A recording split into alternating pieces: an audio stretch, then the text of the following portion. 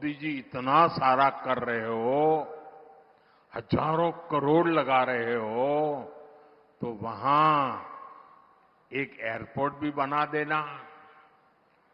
उस दिन तो मैं चुप रहा था, लेकिन भाइयों बहनों, जैसे ही आचार संहिता खत्म होगी, जैसे ही महाराष्ट्र में महायुति की शपथ विधि हो जाएगी, मैं महाराष्ट्र सरकार के साथ बैठ करके देवेंद्र जी की इच्छा कैसे पूरी हो, इस बात के लिए काम करूंगा।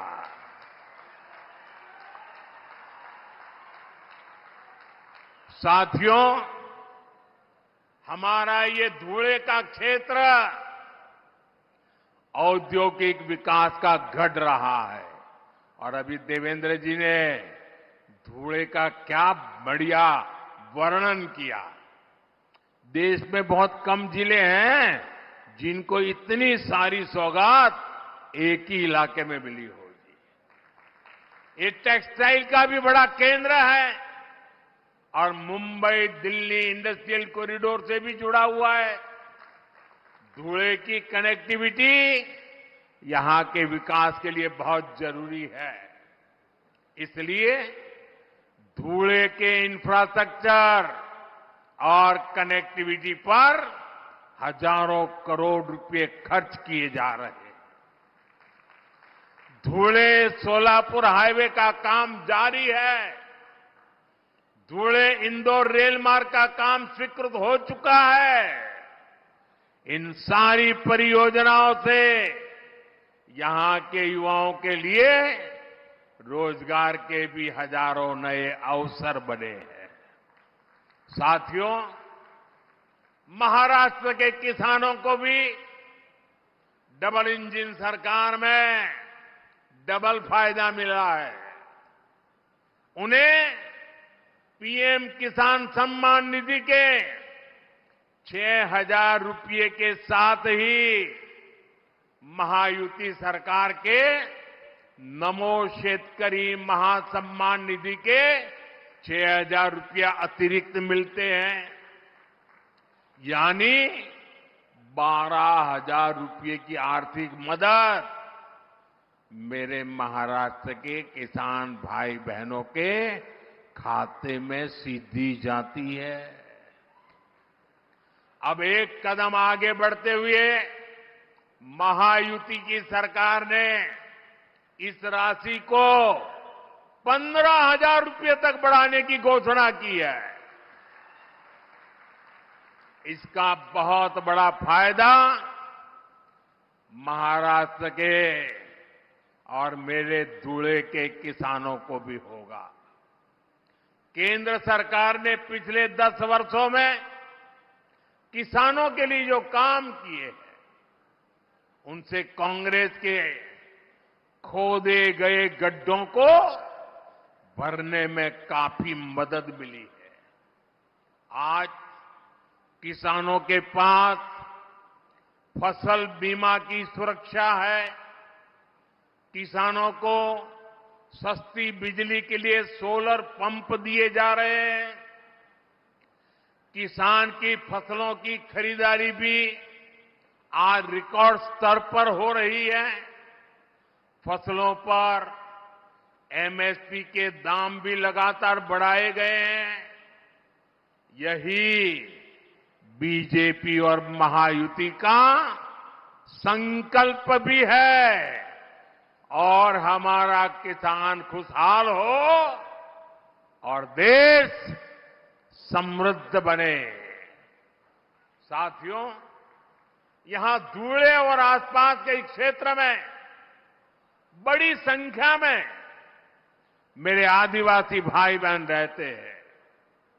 सूरत के तो हम पास पड़ते हैं जी, आपके बिल्कुल एकदम सीधे पड़ोसी है, और इसलिए मैं इस इलाके से भी काफी परिचित रहा। बीजेपी ने हमेशा सबका साथ सबका विकास की नीयत से काम किया है। इस संकल्प का प्रमुख हिस्सा हमारा आदिवासी समाज भी है। ये वो समाज है जिनका देश की आजादी में, देश के विकास में महत्वपूर्ण योगदान रहा है। लेकिन कांग्रेस और उसके साथियों ने कभी आदिवासी गौरव, आदिवासी स्वाभिमान पर ध्यान नहीं दिया। आदिवासी विरासत को न्याय मिले, आदिवासी युवाओं को बेहतर भविष्य मिले, क्या ये आपका अधिकार नहीं था? लेकिन इस काम में दशकों लग गए। जब अटल बिहारी वाजपेयी जी के नेतृत्व में बीजेपी की सरकार आई, तब अलग आदिवासी मंत्रालय बना। तब पहली बार आदिवासी हितों को, इस समाज की अपेक्षाओं को महत्व मिला। हमारी सरकार ने भगवान बिरसा मुंडा की जयंती पर जनजातीय गौरव दिवस की शुरुआत की है। इसका मकसद यही है कि आदिवासी परंपरा को पहचान मिले। इस बार 15 नवंबर से अगले 1 वर्ष तक हम भगवान बिरसा मुंडा की 150वीं जन्म जयंती मनाएंगे। हमारी सरकार देश भर में एकलव्य आवासीय विद्यालय भी बना रही है। इन विद्यालयों में हमारे आदिवासी बेटे बेटियां पढ़ रहे हैं। हमने जल, जंगल, जमीन का हक सुरक्षित किया। वन उपज का लाभ आदिवासी समाज को मिले, इसके लिए हमने इस समाज को उसके अधिकार दिए। बीजेपी के ही प्रयासों से पहली बार एक आदिवासी महिला द्रौपदी मुर्मू जी देश की पहली आदिवासी राष्ट्रपति बनी। और पूरे देश ने देखा है कि कैसे कांग्रेस और उसके साथियों ने द्रौपदी मुर्मू जी को हराने के लिए पूरी शक्ति लगा दी थी। आए दिन ये लोग द्रौपदी जी का अपमान करते हैं और ये इनकी पुरानी आदत है। बाबा साहब आंबेडकर को हराने के लिए नेहरू समेत ने ताकत लगा दी थी। आज से 25-30 साल पहले बाबा साहब आंबेडकर को नीचा दिखाना ये कांग्रेस का रोज का काम था और वैसा ही उन्होंने द्रौपदी मुर्मू जी के साथ किया। साथियों, आज मैं आपको और पूरे देश को कांग्रेस और उसके साथियों की एक बहुत खतरनाक साजिश से आगाह करने के लिए आया हूं और इस आदिवासी क्षेत्र में आया हूं तब मेरा ये कर्तव्य बनता है इस खतरनाक खेल से मैं महाराष्ट्र को, देश को, मेरे आदिवासी भाई बहनों को सजग करूं।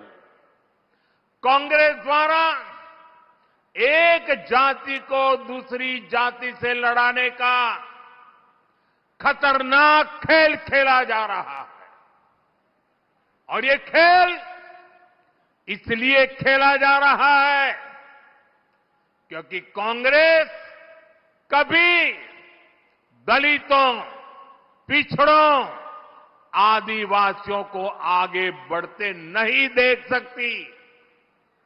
यही कांग्रेस का इतिहास है। आजादी के समय हमारे बाबा साहब आंबेडकर ने बहुत कोशिश की थी कि शोषितों, वंचितों को आरक्षण मिले,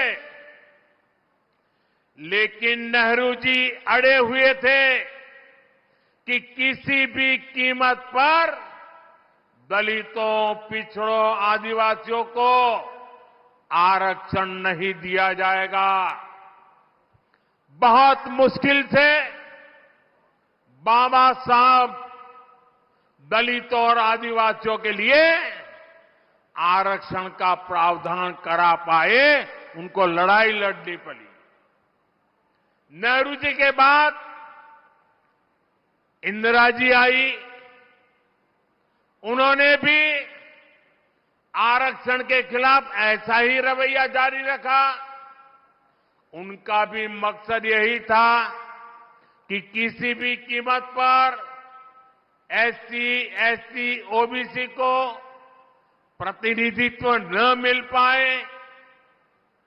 ये लोग चाहते थे कि एससी, एसटी, ओबीसी हमेशा कमजोर रहे।